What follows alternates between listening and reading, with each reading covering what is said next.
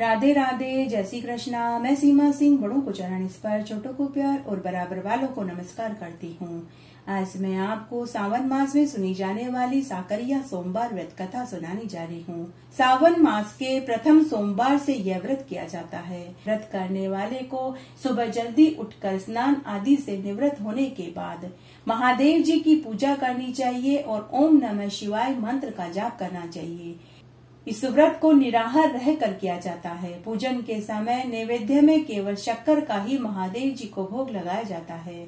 नैवेद्य में जो शक्कर रखी जाती है उसके 4 बराबर भाग करके एक भाग महावीर को, दूसरा भाग छोटे बच्चे को, तीसरा भाग समखाएं तथा चौथा भाग जलाशय में डाला जाता है। आइए अब हम सावन मास में सुनी जाने वाली साकरिया सोमवार व्रत कथा सुनते हैं। एक बार एक गांव में सोमदत्त नाम का एक ब्राह्मण रहता था। उसके पूरे शरीर पर कोढ़ निकल आया, इसलिए उसे कोई भी अपनी लड़की देने को राजी नहीं था। कोढ़ को मिटाने के लिए ब्राह्मण ने कई उपाय किए, लेकिन कोढ़ दूर होने का नाम ही नहीं लेता था। आखिर थक हार कर ब्राह्मण ने 16 सोमवार के व्रत किए। भगवान शंकर की कृपा से वह ब्राह्मण कोढ़ से मुक्त हो गया और कंचन जैसी निर्मल शरीर का हो गया। उसके बाद उस ब्राह्मण को सभी अपनी कन्या देने के लिए आने लगे। तब ब्राह्मण ने एक सुंदर सुशील गुणवती कन्या से विवाह कर लिया। भगवती के साथ आनंद से रहने लगा। कन्या का नाम भगवती था।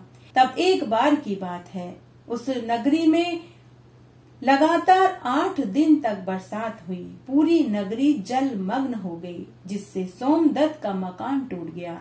दोनों पति पत्नी निराधार हो गए। 8 दिन तक लगातार बरसात होने से सभी गांव वाले त्राही त्राही करने लगे।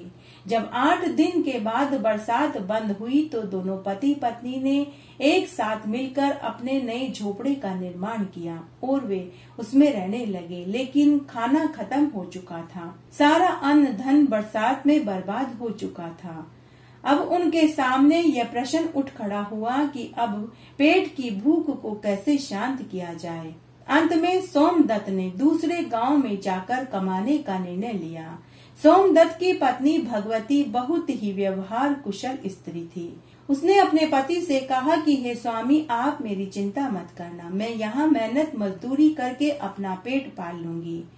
सोमदत्त अपनी पत्नी को वापस आने का आश्वासन देकर दूसरे गांव में कमाने के लिए चला गया, लेकिन उसे कोई काम नहीं मिला। इससे दुखी होकर वह इधर उधर घूमता हुआ एक ऋषि के आश्रम में पहुंचा। तब ऋषि ने उसे आसरा दिया। सोमदत्त ने ऋषि को अपना पूरा दुखड़ा कह सुनाया। सोमदत्त का दुखड़ा सुनते ही ऋषि का हृदय पिघल गया। ऋषि ने सोमदत्त को आश्वासन देते हुए कहा कि बेटा, तुम चिंता मत करो, मेरे पास तुझको देने के लिए धन तो नहीं है, परंतु एक जड़ी बूटी है जो तुझे अवश्य सुखी बना देगी। इस जड़ी बूटी के द्वारा तू किसी भी मृत व्यक्ति को जीवित कर सकेगा। तू यह जड़ी बूटी ले, ये तेरी मदद करेगी। सोमदत्त ने जड़ी बूटी संभालकर जेब में रख ली। कुछ दिनों तक वह आश्रम में रहा। उसके बाद वह ऋषि से आज्ञा लेकर आगे चल दिया। तब सोमदत्त काम की तलाश में एक गांव से दूसरे गांव और एक नगर से दूसरे नगर में इधर उधर भटकने लगा। तब सोमदत्त एक नगर में पहुंचा। वहां पूरी नगरी शोक मग्न थी। नगर के एक व्यक्ति से सोमदत्त ने पूछा कि पूरी नगरी शोक मग्न क्यों है। तब नगर के लोगों ने सोमदत्त से कहा कि हमारे राजा का इकलौता पुत्र मृत्यु को प्राप्त हो गया है, इसीलिए पूरी नगरी शोक मग्न है। यह सुनकर सोमदत्त राजा के महल में जा पहुंचा और राजा के सामने जाकर हाथ जोड़कर विनय करते हुए बोला कि हे महाराज, अगर आप आज्ञा दें तो मैं आपके पुत्र को जीवित कर सकता हूँ। राजा को यह बात बड़ी विचित्र लगी। किसी मनुष्य में इतनी ताकत कहाँ कि जो मृत व्यक्ति को जीवित कर सके।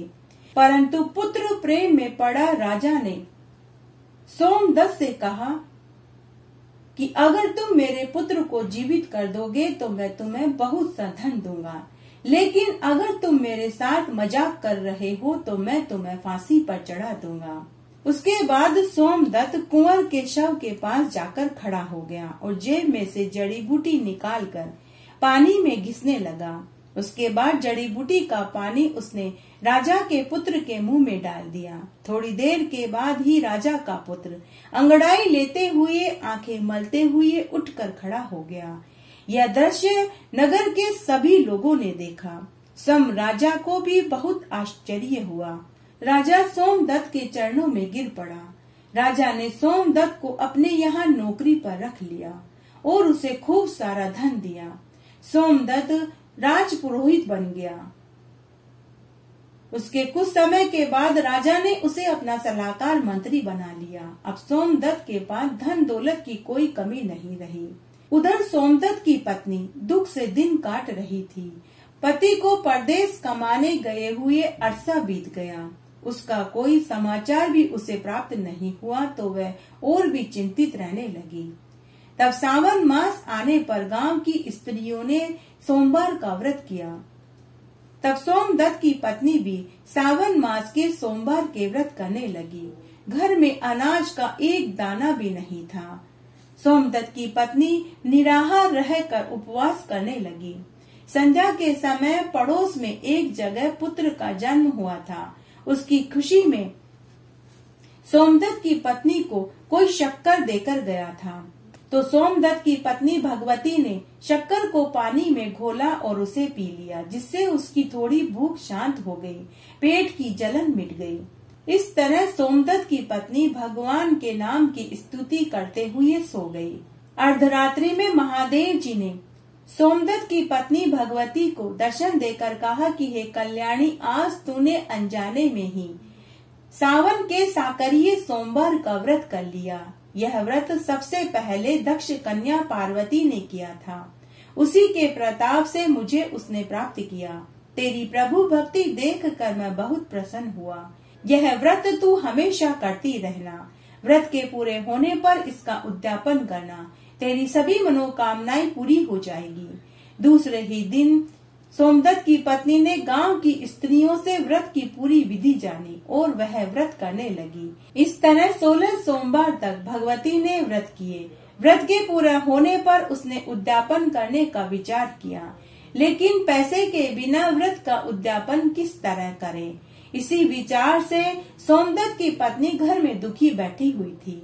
लेकिन भगवान की कृपा से अचानक से उसका पति सोमदत्त बहुत सा धन कमा कर के घर लौट आया। जब उसकी पत्नी ने अपने पति को धन के साथ देखा तो वह बहुत खुश हुई। अब वह व्रत के उद्यापन की तैयारी करने लगी।